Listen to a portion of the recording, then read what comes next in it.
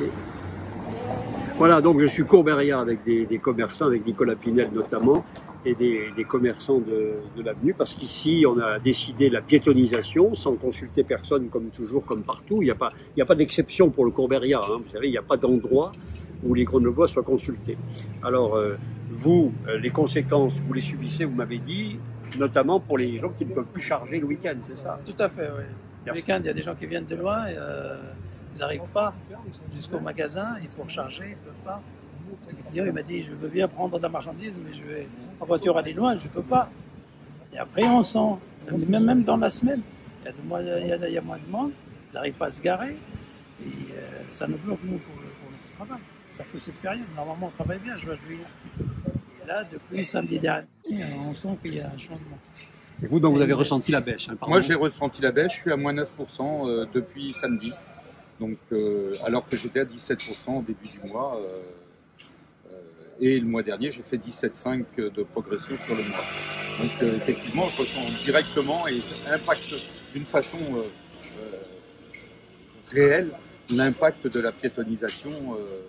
Vous aimeriez un aménagement comme pour l'estacade, par exemple? Un aménagement comme l'estacade, pourquoi pas, avec des véhicules qui passent, puisque nous, on est des gens où on fonctionne par de l'achat d'impulsion. Je manque mon paquet de cigarettes dans la voiture, je m'arrête au premier bureau de tabac qui passe. Si je ne peux pas m'arrêter, ben je m'arrête au suivant. C'est aussi simple que ça. Ça prend quelques minutes pour pouvoir avoir un paquet de cigarettes. Si je ne peux pas m'arrêter, je m'en vais. C'est rien de plus simple que ça. Et puis le risque derrière, c'est qu'après, il y a la visibilité. À partir du moment où on passe plus devant chez nous, effectivement, la visibilité se perd. Et puis on devient un commerce non plus de passage, mais un commerce de quartier. Et puis on meurt. Ah, très bien. Très bon. Merci pour ce témoignage. On est là donc au City Bar avec Nicolas Pinel et Clément Chappé, qui a été candidat dans le département. Et Nicolas, on vit la même situation, hein, ici comme partout en fait.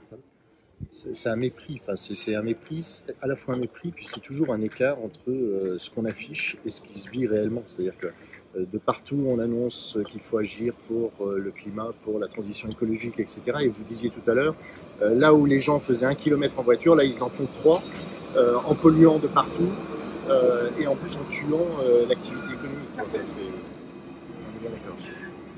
Voilà, donc ce Courbéria, c'est quand même un des cœurs de la ville, hein. C'est l'histoire de la ville. Il y a Ça a été la rue la plus commerçante de Grenoble. Ah ouais. Ça a été la rue la plus commerçante de Grenoble dans les années 60.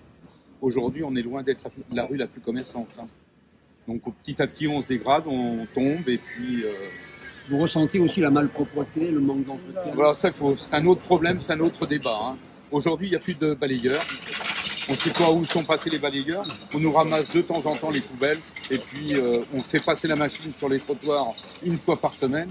Et voilà ce qui se passe. Mais les balayeurs, on ne connaît plus. Donc, la propreté, on ne sait plus. On a dépensé 120 000 euros pour faire la piétonisation. Ces 120 000 euros, ils auraient peut-être mieux été utilisés dans le nettoyage des rues et puis le bouchage des trous des rues. Je pense que...